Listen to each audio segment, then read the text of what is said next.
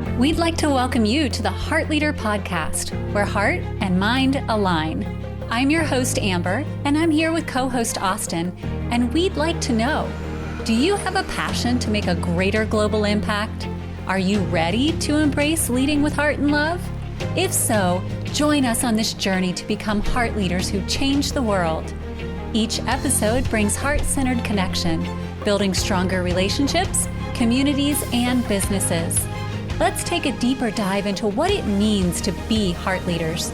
The Heart Leader Podcast starts now.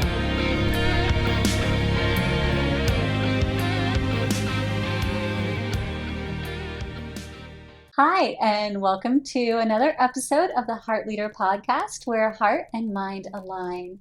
I am your host, Amber, and I am here today with co-host Austin. And we're going to talk about transparency in relationships to wrap up this month of discussion of transparency. And we are going to be fully and completely transparent about our relationship and how transparency plays a key part in building a really deep bond and connection. And when we started out, we did not start out in a romantic partnership at all. We actually started out as a mentorship connection that grew into a friendship that eventually led into a romantic partnership. So we had transparency at so many different levels, and the transparency that you show at each of those is very different, but it builds to the next and to the next. And we often get questions about, okay, so what does that look like, and how does that build an actual relationship upon itself, and how is it a cornerstone to anything? And so we wanted to talk about that and just be completely honest and authentic and share from our perspective how that really helps our connection grow and where we're at with it and how we anticipate it will help us in the future. So first, I just really appreciate your willingness as a partner to be open to things like this, because I know it takes a lot to be willing to, everybody always says what happens behind closed doors stays behind closed doors. And I heard that so much in my life. And, you get with people and you can tell that what they put on when they're around people may not necessarily be the relationship or the connection they have when they go home. And we hear a lot, and it is true for us. We are who we are wherever we show up, because our connection and our bond has been forged out of always being willing to talk about anything and everything, because we can't have a deep, authentic connection if we hide things from each other. And so for me, as my partner in every sense of the word, on every level, which you are, your willingness to show others that side of us, it means everything to me. So I do appreciate that. Thank you, my love. Feelings very mutual. I feel like this is an area where I've had an immense amount of growth in the last few years. Transparency is tough because in many ways it feels like a relative term. My understanding of transparency is vastly shifted as I have. It's evolved as I have. And it really stems, and I feel like this is maybe a great place for us to start, is that it really stems from the self. I was only willing to be transparent with those around me, including you, as much as I was willing to be transparent with myself.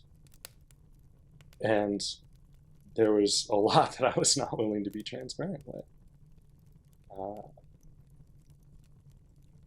It was just, again, and I know we've talked about this in other podcasts, that just I wasn't ready. I wasn't ready to see myself. I wasn't ready to accept myself. And so that's a key aspect of self-love, is transparency, is being willing to accept myself for who I am, how I am, knowing that it's not a bad thing. If there's something I don't like, that's not bad. It can be adjusted. And so I just wasn't ready to not only receive that, but I wasn't ready to put in the work either, or the effort, I guess, better term.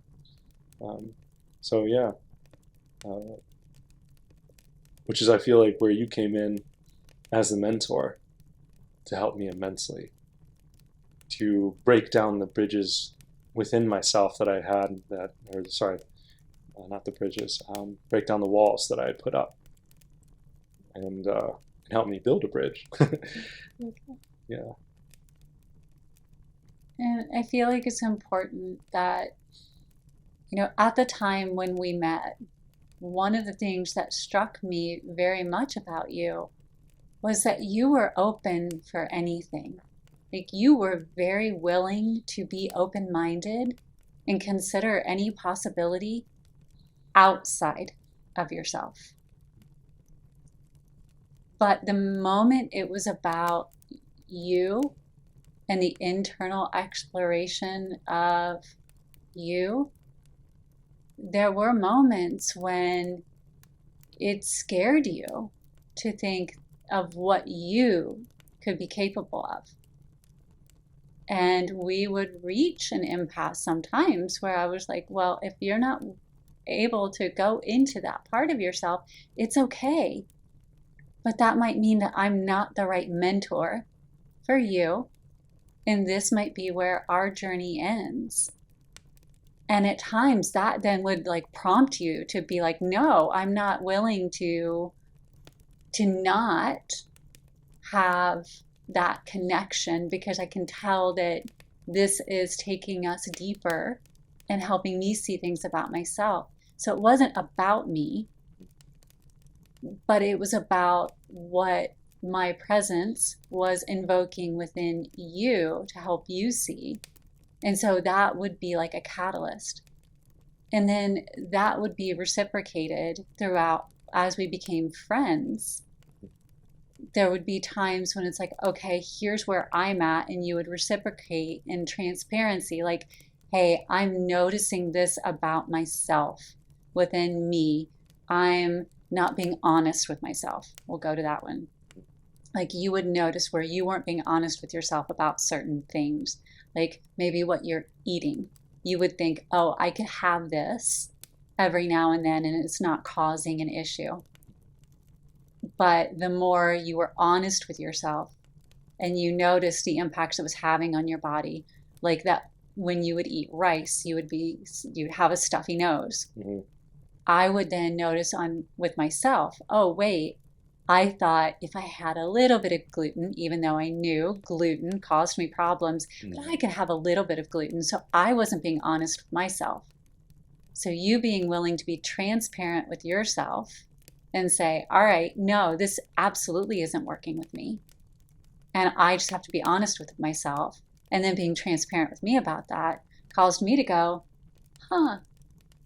yeah, I'm not being honest with myself either, or transparent with what this is doing to me. So then I need to take a step back. And so we started through that willingness to be honest and transparent with each other, even on the smallest little thing. It prompted our own internal growth, not a dependency. I wasn't dependent on you for my betterment, but I was enhanced by you for my betterment.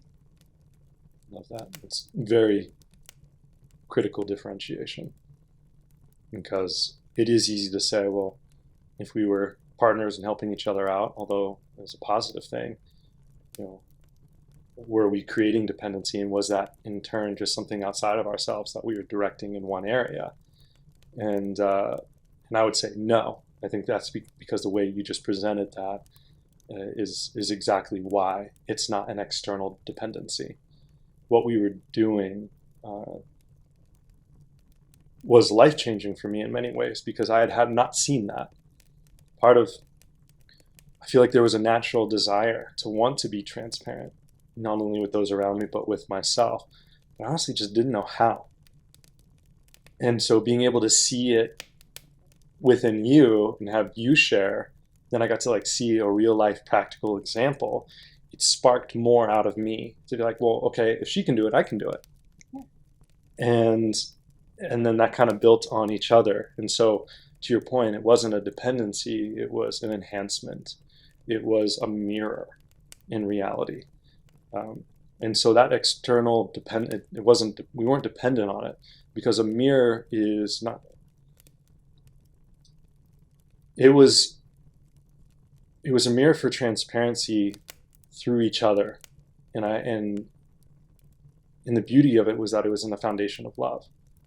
And that love was unconditional, it was non-judgmental, which are two very, very important aspects of transparency, because it's no wonder so many people don't desire to be transparent, because they don't feel like they will be loved if they are transparent. They will feel like they will be judged if they are fully themselves. And so I know those are two things I struggled with. I felt like, hey, if I'm going to be myself, because I did at a younger age, I put myself out there exactly who I was, and I wasn't received in the way that I would have liked to.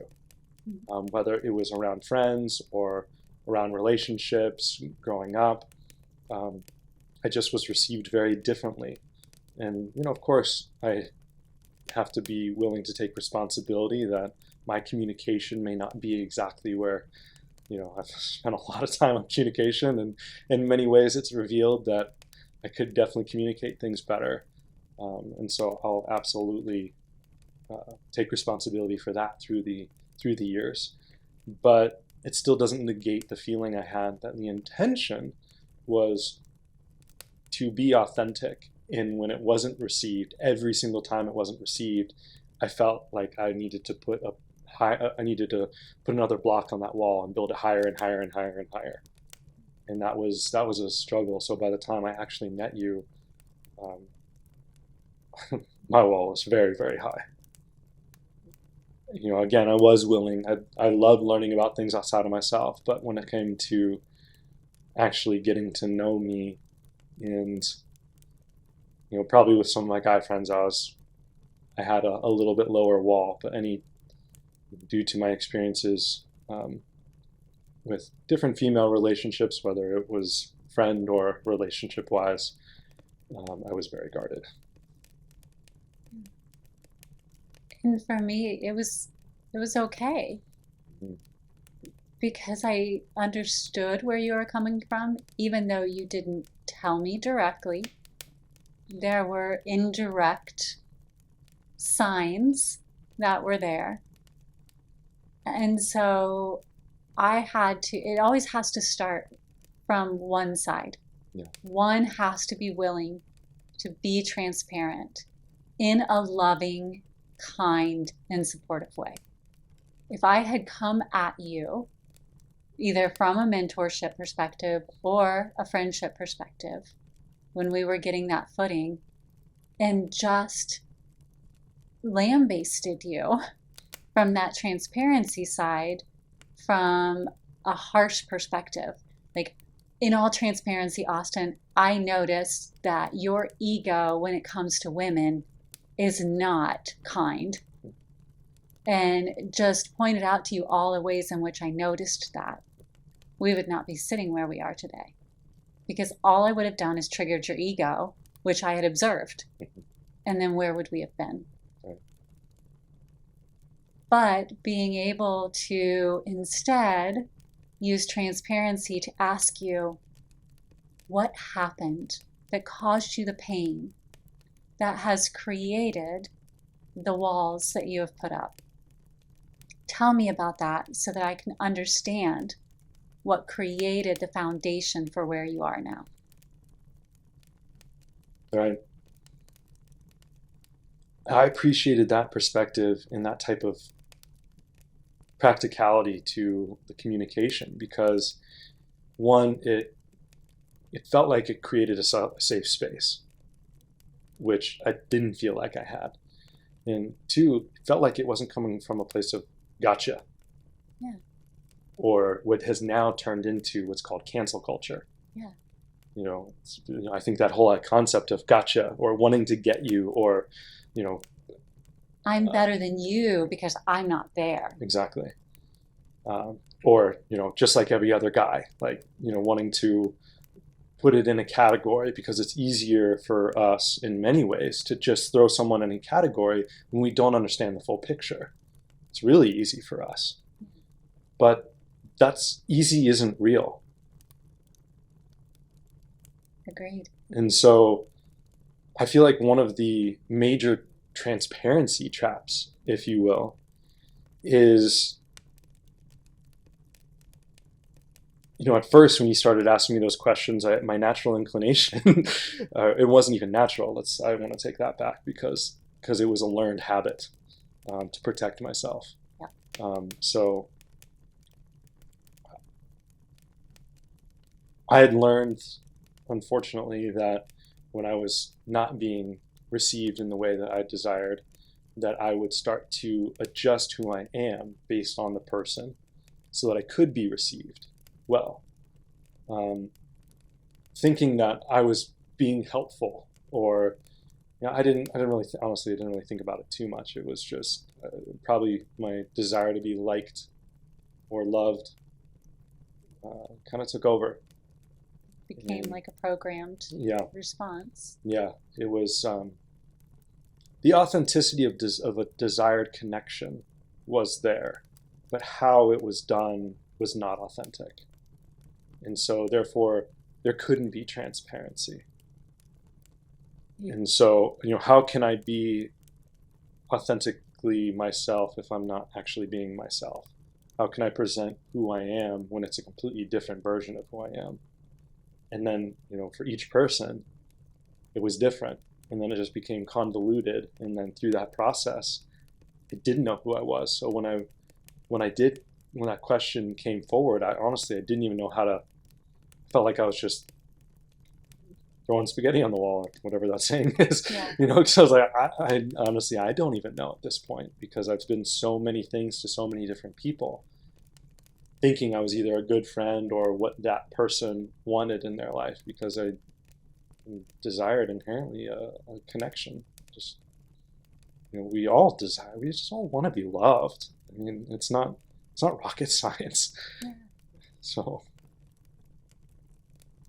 it was tough. And so we navigated through that part, though. Yeah.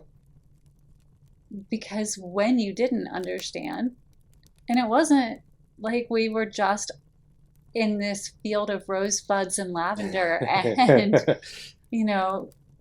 it was challenging, and we had to have authentic conversations where, it was, okay, here's what I'm feeling. I don't even know what I'm feeling. I don't know why I'm like this. I don't know what is going on. Yeah. And your willingness to get to that core and to be transparent with yourself first and foremost. From an observational standpoint, there were moments where it seemed to break you down almost to the core. Your body had broken down. And then it was almost as though your spirit had to break down as well in order to get back to that place of healing and know who you actually are. And then your body actually built back up. As your spirit built back up, your body built back up. Mm-hmm. And then you didn't even need me as the mentor anymore. And that's when it shifted into a really deep friendship connection. And you started helping other people in your life from all that you had learned through that journey. I just walked with you.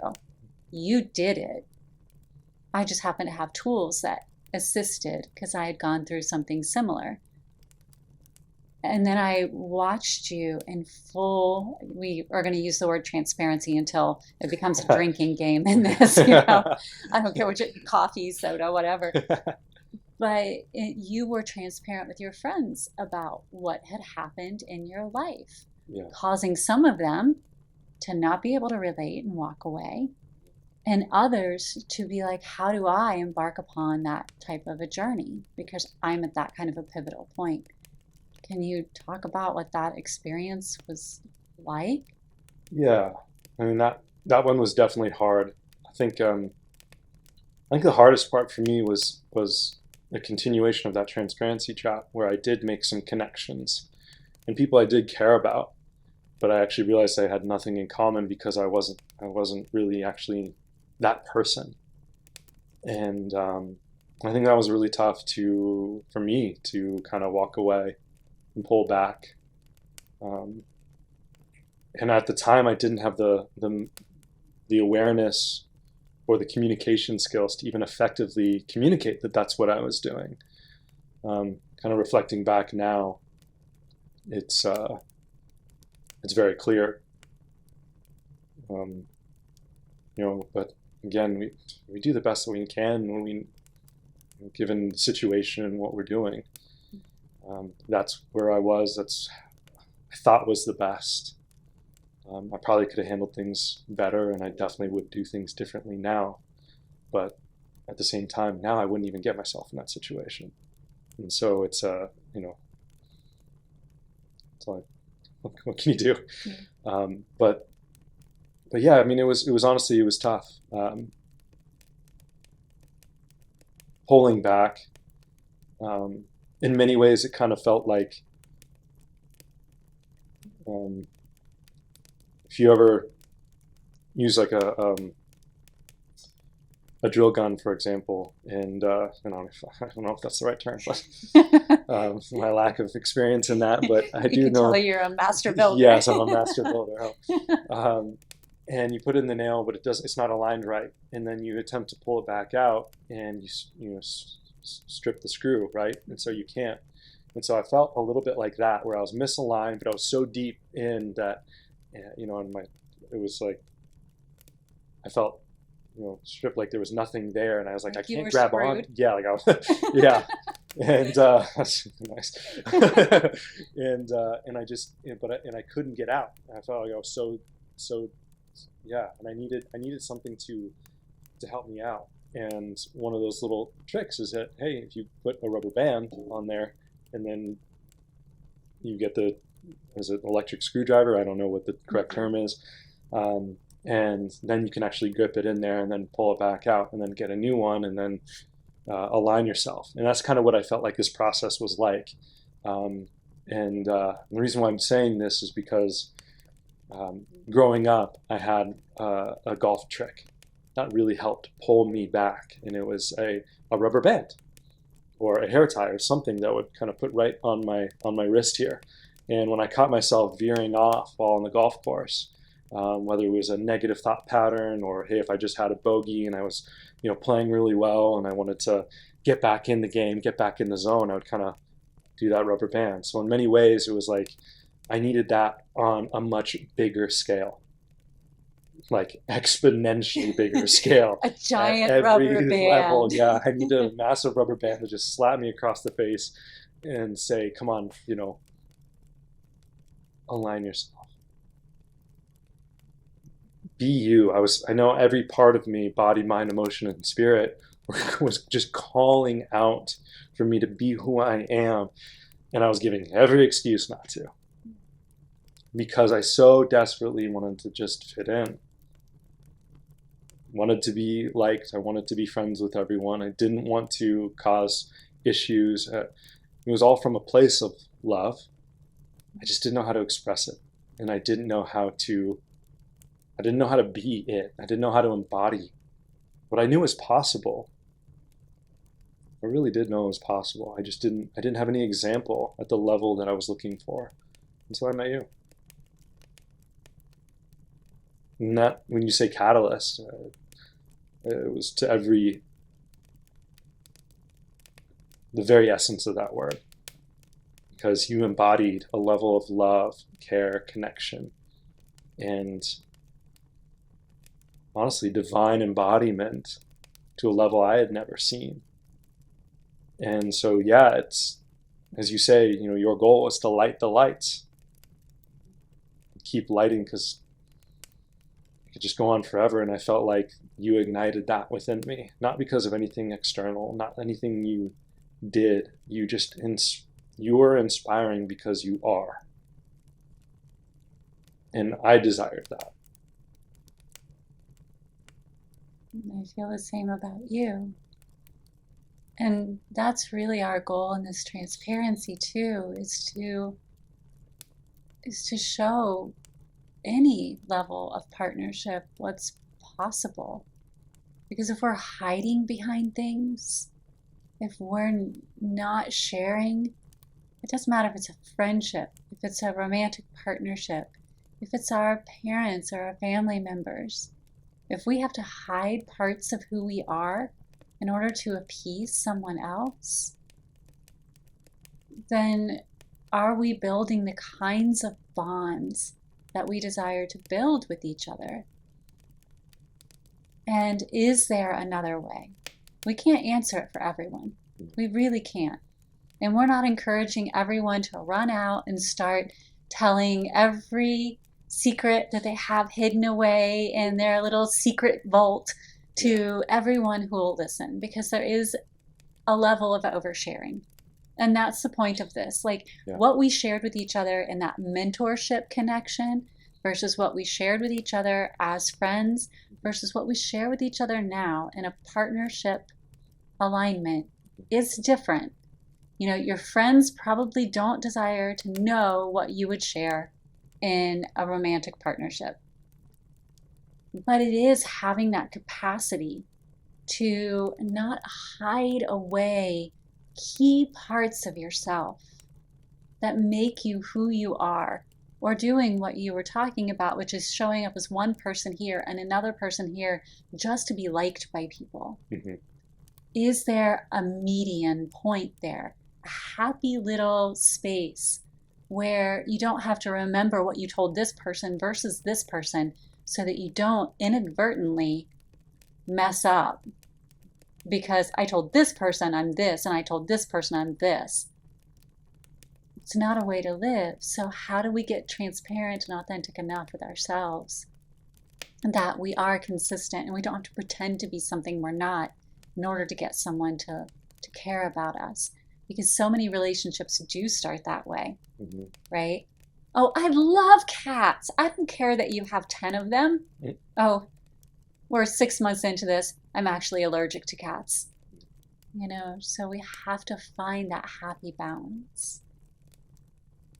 And I think that what you and I have and how we started through this flow, there was a little bit of that in the beginning, but we quickly talked through it and we were transparent as mentor connection. And that helped us a lot so that we didn't have to build upon that.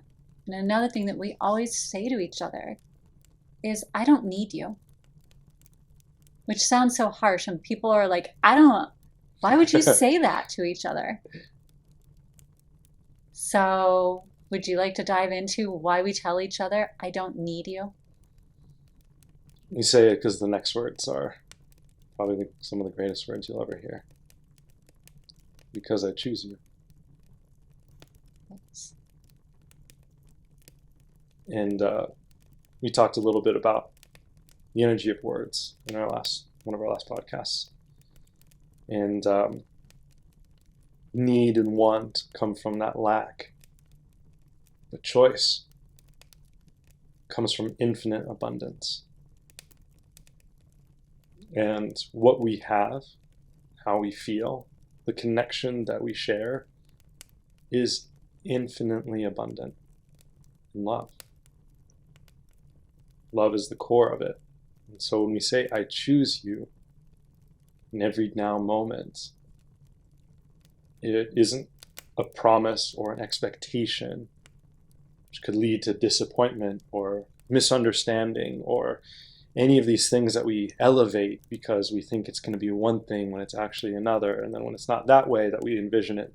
No, it takes all of that out, simplifies it, but it also has the most vibrant yet pure form of love because it's so beautiful in its simplicity of I choose you. In every moment. In every moment. That means, and for me, it's a gift because it feels like I get the opportunity to renew love in every now moment. I get to feel love. I mean, we've known each other for 7 years, yet I feel like every day, like I get to feel that new love every day with you, which is so special. I didn't know that was even possible. I agree. And it's amazing what just being able to look at each other and say, I choose you. You don't feel trapped in some relationship. And I know when we first talked about partnership and actually being a couple, you had fear around being a couple for a while leading up to that because of that sense of being trapped. And when you look at a lot of relationships on the external, it can seem like, it's kind of that sense that someone feels like they're trapped or they've been captured in some way. And at times, both of us, when we were talking to each other in full disclosure, we had felt like that in a relationship at one point in our life or another, where it was, I committed to this person, and so I'm going to stay with this person because I made this commitment, versus I choose to be here. And we both learned through that process that it isn't how we desired to embark upon our connection, because this connection felt so different from any of that. Mm-hmm. It wasn't codependency. It wasn't need. We're both completely independent, capable people who knew that could we make it on our own? 100%. We've proven that over and over. Are we enhanced and filled with so much happiness being together? Yes. So why wouldn't we choose that in every moment? I would not choose a life without you. I wouldn't. It just wouldn't make sense to me. That's how I feel now. That's me choosing it. It's not because I need you to pay my bills or I need you to. And that integrating life together, that happens as we're together. And that's a beautiful thing. So over time, as we've lived together and we've started to integrate that way, the complexities of that settle in. But it doesn't change the fact that I choose you. Mm-hmm. And that's what we're built on. And respectful communication is another key component of that to me. Like, I have observed just in general how communication can occur between people. And everyone has their way, and it's not a judgment as much as it is an observation. But I feel between us, I only choose to speak to you in a way that shows the gratitude, the honor, and the respect that I hold for you. So I do take a step back, even when emotions are heightened, to make certain that when I speak to you in that way. Because you deserve that. You deserve that love. You deserve that care. You deserve that compassion. And just because I'm having a feeling doesn't mean that I should just take all of that and go, blah, you have it now. You take it. Let me emotionally and verbally vomit all over you. Because that's not fair. And so I noticed you do the same. Like, we take that time. Not that we're perfect at it all of the time. We're human. It happens every now and then, especially when one of us hasn't slept the night before or whatever, things happen. But just even if we're talking and having those full-on conversations, being willing to sit down so you're not standing up and towering over me. We've had this, body language matters so much, and you are a tall dude. You just big all the way around, massive. And so when I'm sitting down in a teeny tiny chair and you're like towering over me, taking the time to sit, look me in the eye, having these one-on-one conversations where our hearts are on the same level. So that heart energy connects and we have a connected and transparent conversation. I Right. think that matters. Yeah, and that's part of the transparency is you being willing to share that with me, because like it never would have dawned on me. You know, for reference, so people can know that you're not very small and I'm very tall or anything like that. No. I have a standing desk. Yes. And I typically like to stand. Amber does too, but in most situations, we're not standing at the same time. So you happen to be sitting, I was standing, and it happened to be occurring a couple times that we would, I don't know about arguments, but maybe minor disagreements or misunderstandings might be the best way. Yeah. But I was just talking to you because I was already standing. And you had the earbuds in your ears. And then I had, yes, because I plug in and I get zoned in and I listen to podcasts or music and I just, and I always have my earphones in. And so one of the benefits of, I guess no pun intended on the earbuds, but they have a transparency mode. Yes. So you can actually hear. And so, but to me, I already don't have great hearing enough. So, I was standing standing while you're sitting, and then I'm talking really loud because I can't even hear myself. And I never realized how it was coming off. To me, it seemed like we were just having a normal conversation. But here I am, like, projecting very well. Yeah, very loudly. I can't control the volume of my voice. Totally. And so, you being willing to step away and like actually just like, hey, can you please sit down? And, although you're not doing anything wrong, here's what's being triggered in me. And it would be great if we can if you can sit down so we're on the same page, so we can have that heart-to-heart connection, look at each other in the eyes, and so we're equal in flow and in movement. Once that was shared, it's like, oh, yeah, of course, that makes a ton of sense. Obviously it wasn't like I was intending to just like, I am man, I talk down to you. Like, no, not even all. I just happened to be standing and forgot to take my earphones out, those kind of things, like, which are a normal human thing. Like, and so, but that's where like the practicality of transparency can be such a drastic and important part of conversation.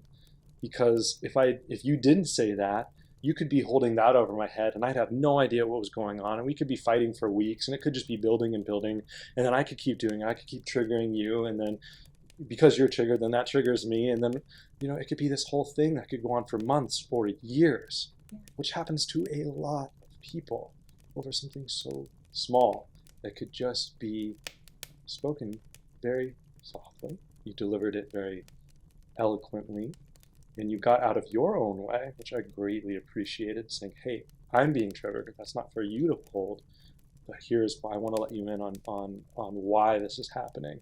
And I would love it if we could do this moving forward, where we're sitting together, heart to heart connection, eye to eye, because this would help me go forward. That makes so much sense. Why wouldn't I want to do that? When, to your point, you weren't like, I got you, or let me put you down, or throw a bunch of stuff at you just because I'm triggered. No, it was very loving and very respectful. And in turn, of course I want to respond well to that.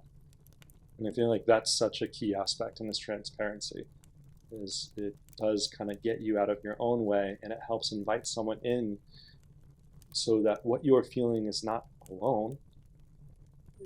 It's something that is like, hey, we're in this together, so let's find the situation that's best for both of us. And just what was going on internally for me during that, right? Because it's not like I'm perfect in any way. It took me a lot to go, what is going on inside of me? Why am I feeling so?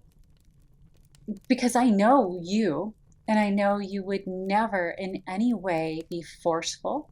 You are the kindest, most loving soul I have ever encountered. So for me to feel triggered in like a aggressive way from you, which I knew was not what you were doing, I'm like, what is going on in me? Why am I feeling triggered? So I had to be consciously aware and transparent within myself to go, what is happening here with me, and not make it about you, because you weren't actually doing anything except talking. So then I needed to be willing to get out of my own way internally and not make it about you, because it could have been so easy. It could have really been easy for me to go, you're doing this to me, instead of for me to choke back my own ego a little bit and go, okay, no, you're not going to drive the bus on this one. Let me figure out what is happening and what is creating this for me. And in the conversation where I did figure it out, there was even a moment where you were like, why are you getting so distant? What is going on? And it was me actually stepping back, hearing what you were saying, but at the same time, kind of going, okay, feel through this and understand.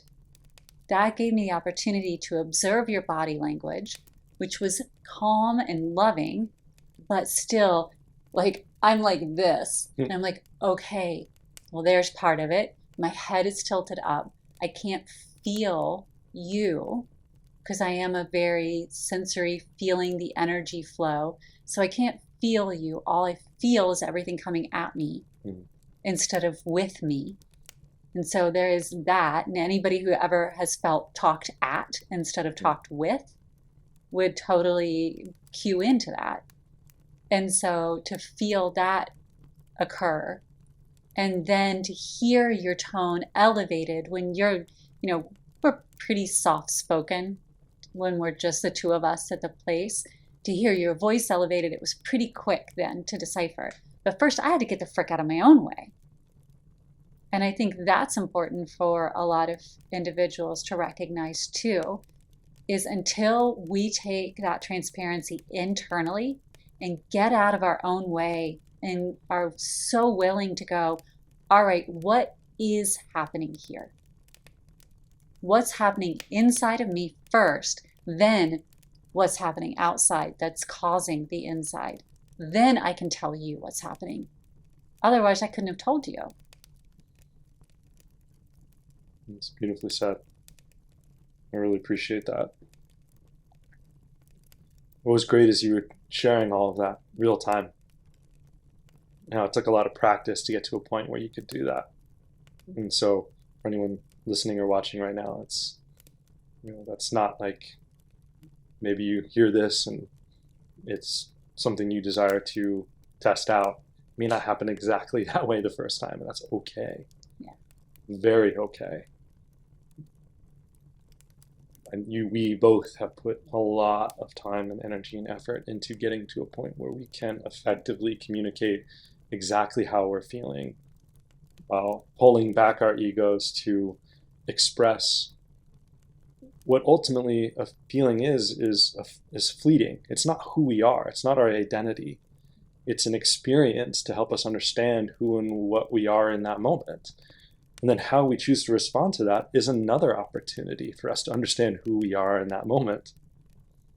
Exactly. And so, be patient with yourself. And just as having a partner that was patient with me, I mean, that's all I could ask is be willing to be patient with your partner or your friend or your family or your coworker, whoever it is.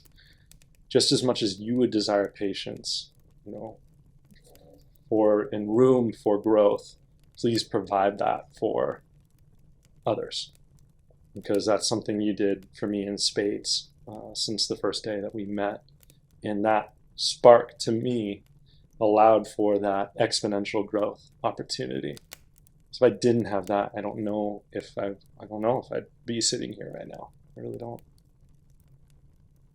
That is love in action. It's amazing because when you give it and you show others the capacity that it holds, it's amazing how many people desire to reciprocate.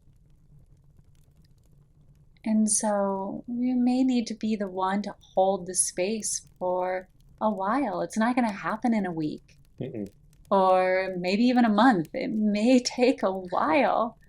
But if we're willing to hold that space for as long as it takes, I have found throughout my life that the majority of the people will rise to that occasion and will reciprocate.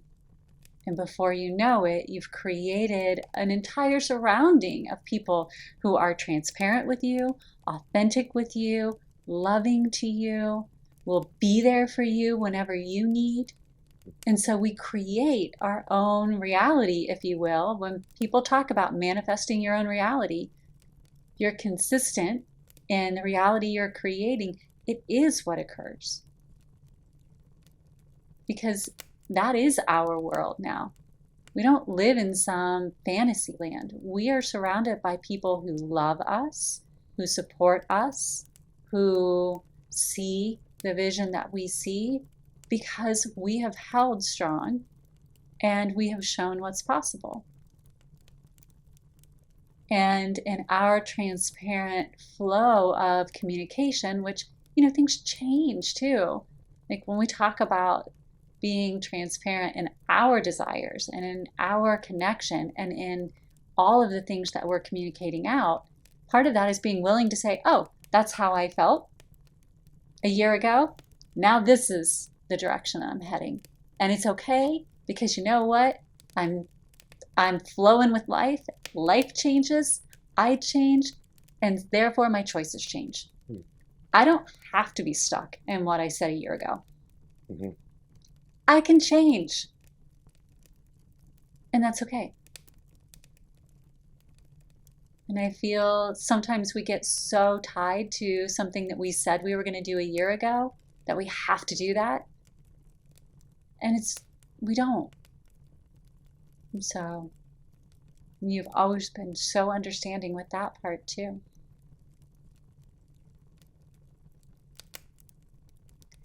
So what else would you offer about transparency and how it flows in our connection in order to keep us so strong? I mean, here we are 7 years in. We've navigated some pretty interesting things. Definitely. Yeah, I've got another example that I feel, just as someone probably listening or watching this right now, I was in that space where I needed practical. Give me an example. What does it look like? I grew up in the age of the internet, right? And a lot of movies. What you see in the movies and online, and how people interact is in many ways over dramatized to create an experience. Yeah. But I think in many ways it was our only reference point. Definitely my only reference point, and remains that way. And so to see a different way, to see another way that isn't over dramatized, that is real and authentic and true, is a rare thing. And so that's kind of why I'm glad that we're sharing some of these examples, just to provide that reality aspect of it. And one of them was one of my fears, especially in the beginning, and one that I struggled with my whole life, was kind of the fear of abandonment. And that stems from a lot, and it took a lot to get over, for sure. And honestly, to get through is probably the better term. But I spent a lot of my relationships prior to you kind of pushing people away before we even had a chance to even be in any kind of long-term or commitment or anything like that, because I was not willing to be, I didn't want to put myself in a position where I would be abandoned. And so when we started the romantic side of our relationship and we took that extra level, it was hard for me to dive deep and be willing to be vulnerable and be transparent. And even though I shared these things with you and you knew, it was still, there's no way you would know how I would respond. There's no way that I still had things to flow through. And so one of those things that, one of my triggers was that when we would get, in the very few times we've actually had arguments, but in the beginning we definitely did a little bit more, I guess, collectively than we did, anything now. But that was mainly just because of my lack of understanding on how to effectively communicate, and then things that I was dealing with and flowing through, this being one of them, was that your flow would be that you would want to walk out of the room to collect yourself so that you didn't say something you didn't mean, or which happens to a lot of us. We just react and say it, and then we're like immediately regretful and all these things. And so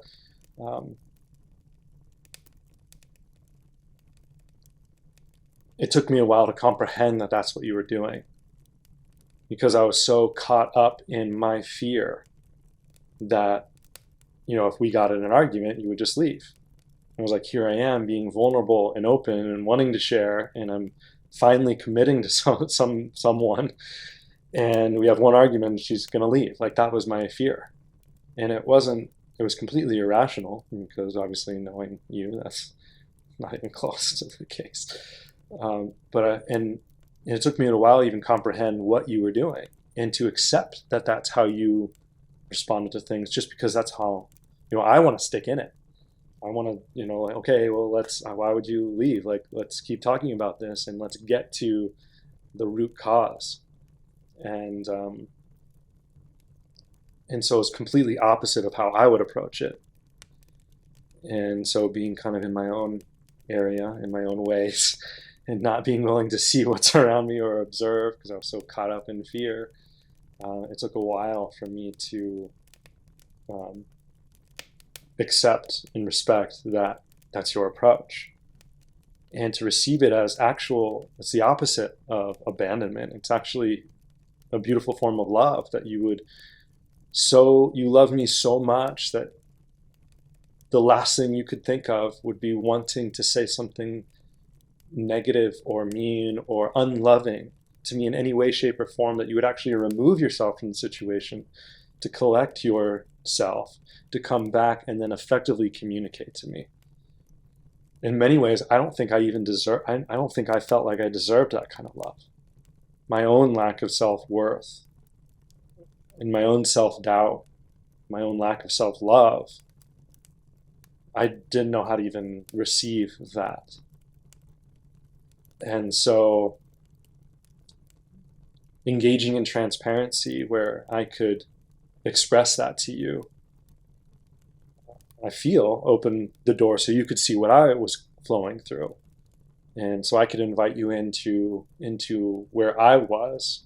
And so that you knew that, hey, when I wanted to stick in it, it was also my way of showing you, I'm not leaving over a silly argument, or, maybe where I have done that in the past. Any excuse to get out of something, unfortunately, I was in a place where I would take it. And so it was my way of showing you, even in this little thing, I'm committed through and throughout.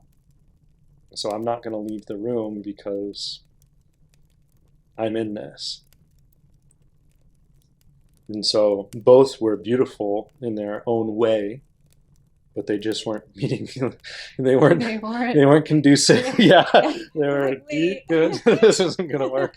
So I think having the time to express that and flow through those a couple times, and that's where holding space for each other and being patient with each other and allowing each other to feel what we felt and express what we felt, and then over time come to a way where we've adapted our approach so that we can be who we are, but still allow ourselves that room to feel and hold that love. I think in those circumstances, and I really appreciate you sharing that one, it's funny because we're so far through that one Yeah. that I don't know that I leave the room anymore. No. Because there's no need. There's no balancing that needs to occur. We're very balanced in our approaches now. It might occur where I have to step back in the conversation and observe myself, but I don't need to step out of the room to do that. I can do it in the same space. And I think that is the progression of growth in a relationship, is that we start to get to know each other in a way that we don't have to take our own space again in order to take those balancing moments. We can do it real time.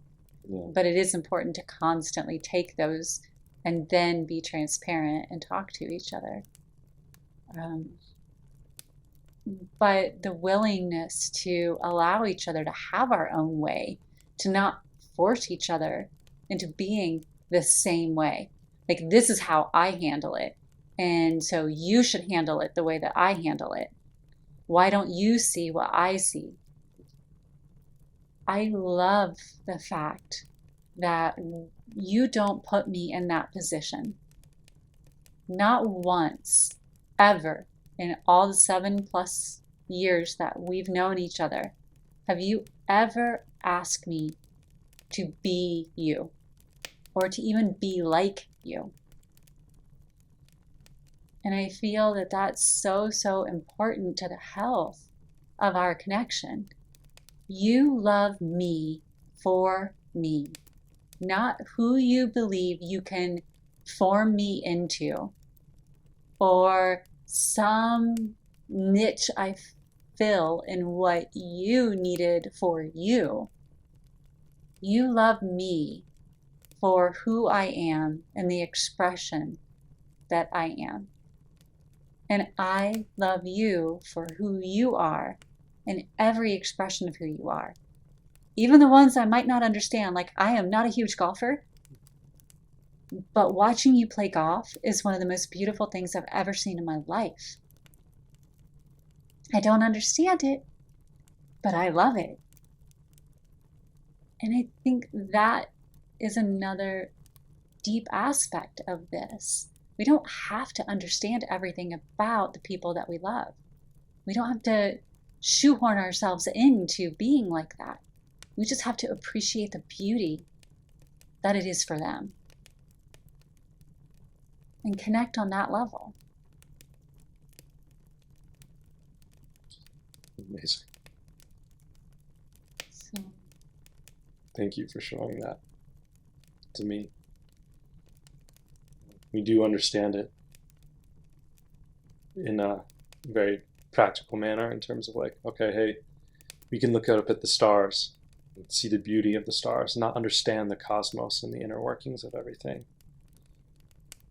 But it's because it seems so far away and so incomprehensible that it's like, yeah, of course I'm just going to revel in it. But because I think, people, we're so close to them and they're right there and they're, eye to eye, heart to heart, we feel like, well, if I'm like them, I can understand them. But I think you just did something beautiful, is just saying we don't have to understand through and throughout to fully respect, honor, and appreciate that being for who they are. Just like the cosmos, the beauty and appreciation is in the unknown. It is in the fact that it's more than we can fully understand. And that's what drives us to desire to explore and to connect and to continue to seek to understand.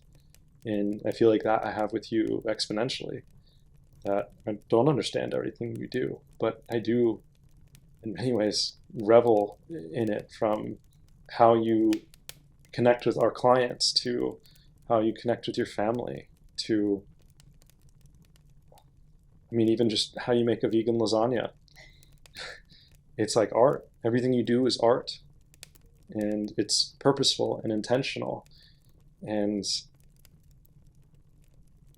it's hard for me to understand how someone can have so much intention into every single thing that they do, but it is inspiring to a level that I had not experienced. And it, in the most loving way, it pushes me to be better. And for that, I'm forever grateful. I feel the same. And not going to do it. Not going to happen.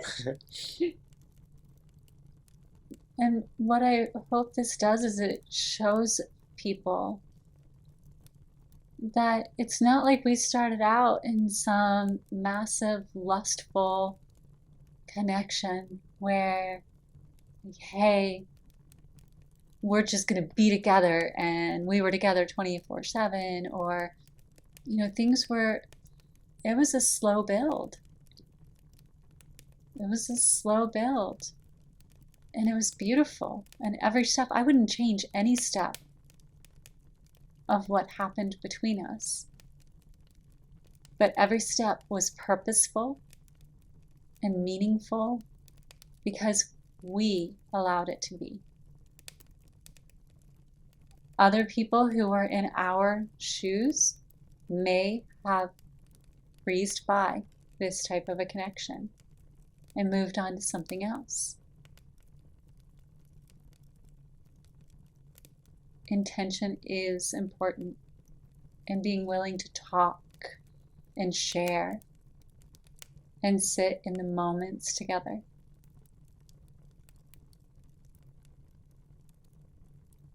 Anything else you would like to be transparent and bring forward before we wrap up here?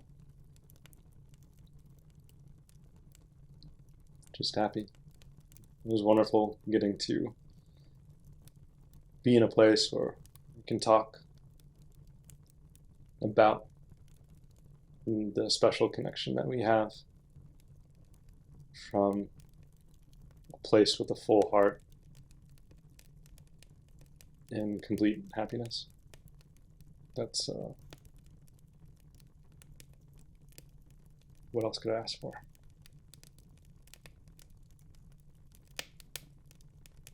I love you, baby. I love you.